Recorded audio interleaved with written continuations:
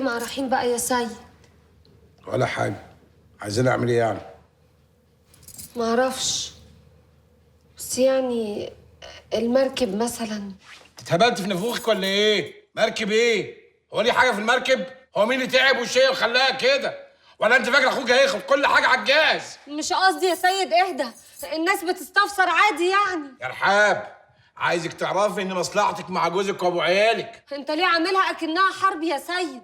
انا بتكلم عادي وعزة الله. يوه، كلامك بيعصبني وبينرفزني.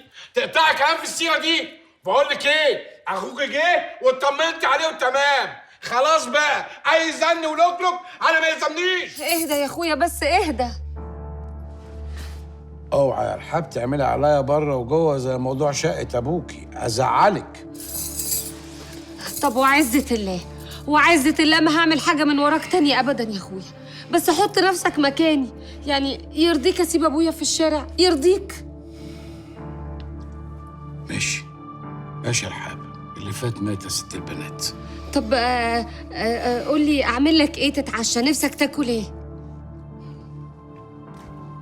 اعملي لي اي حاجة من ايديك الحلوة دي يا رورو.